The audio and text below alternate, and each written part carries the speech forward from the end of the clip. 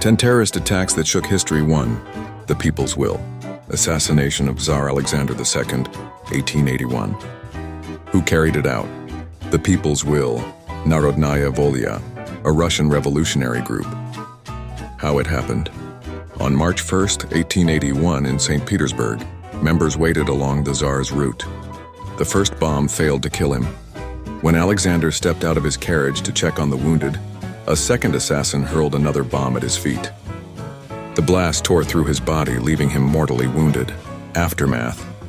Instead of reforms, Russia moved backward into repression under his successor Alexander III. The monarchy grew harsher, fueling unrest that later led to the 1917 Russian Revolution. The effect: most conspirators, including Sofia Perovskaya, were arrested and publicly executed by hanging. Was it successful? Militarily, yes. The Tsar was killed. Politically, no. It hardened the empire instead of opening reforms. Irgun, the King David Hotel bombing, 1946. Who carried it out? Irgun Zvi Leumi, a Zionist paramilitary group led by Menachem Begin, future Israeli Prime Minister. How it happened? On July 22, 1946, Irgun operatives disguised as delivery men placed milk churns filled with explosives in the hotel's basement.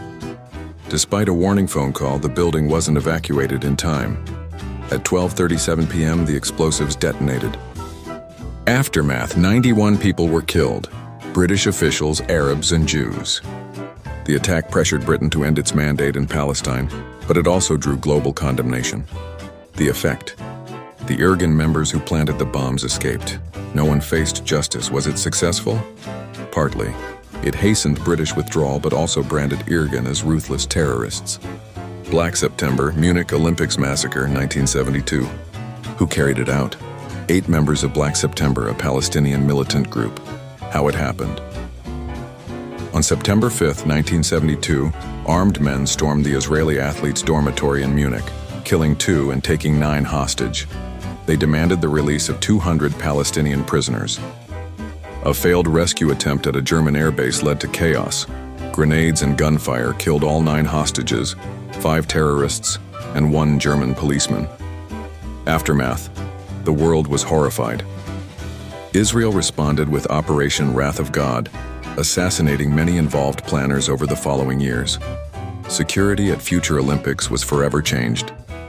The effect: 3 terrorists captured were later released after a Lufthansa hijacking. Most leaders of Black September were hunted down by Mossad. Was it successful? No. The hostages died. Black September gained publicity but little political progress. 4. The Red Brigades, kidnapping of Aldo Moro, 1978. Who carried it out? Red Brigades, a left-wing Italian terrorist group. How it happened? On March 16, 1978, Aldo Moro, Italy's former prime minister, was ambushed in Rome. His 5 bodyguards were murdered, and Moro was taken hostage for 55 days. Despite ransom demands, the government refused to negotiate. Moro's bullet-ridden body was found in a car trunk on May 9th. Aftermath. Italy entered a political crisis. The incident hardened the government's stance against terrorism, leading to the decline of the Red Brigades. The effect: many members were arrested in following years. Some received life sentences. Was it successful? Temporarily, the killing terrorized Italy, but the group was dismantled soon after. Egyptian Islamic Jihad, assassination of Anwar Sadat, 1981. Who carried it out? Egyptian Islamic Jihad, including Latir Khalid Islambouli. How it happened? On October 6, 1981, during a military parade in Cairo, Islambouli and fellow soldiers jumped from trucks and opened fire at President Anwar Sadat. Hand grenades and bullets ripped through the stands, killing Sadat and 11 others. The aftermath. Sadat's peace treaty with Israel survived, but Egypt fell into years of repression under Hosni Mubarak. Islamic radicalism surged. The effect: Islambouli and his co-conspirators were executed by firing squad in April 1982. Was it successful? In killing Sadat, yes, but their dream of an Islamic state failed. Beirut Marine Barracks bombing, 1983. Who carried it out? Hezbollah operatives with Iranian backing, claimed by Islamic Jihad organization. How it happened? On October 23, 1983, a truck packed with explosives smashed into U.S. Marine barracks in Beirut, detonating with the force of 6 tons of TNT.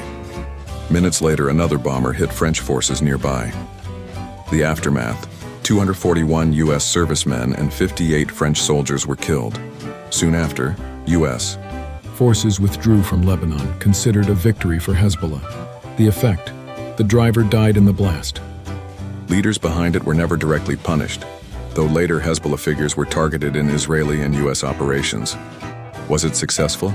Yes. It forced U.S. and French withdrawal, proving suicide bombing's power.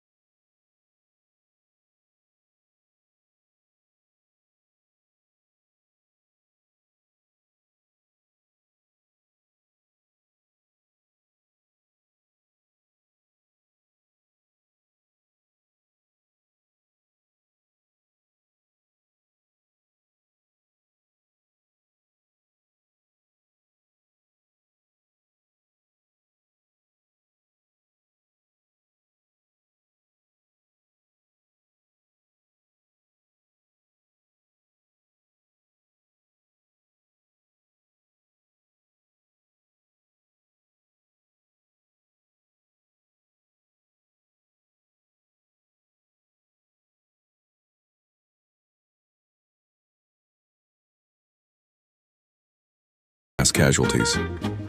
Strategically, no. It led to Al-Qaeda's destruction in Afghanistan.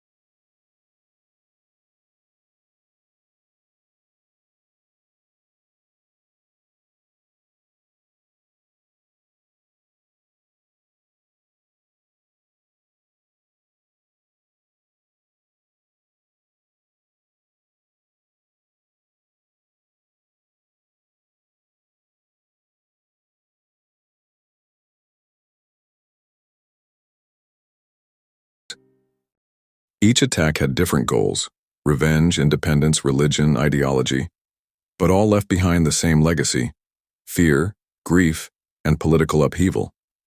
Some toppled leaders, others scarred nations forever, and in every single case it was the innocent who paid the heaviest price. The lesson is clear: terrorism never builds, it only destroys.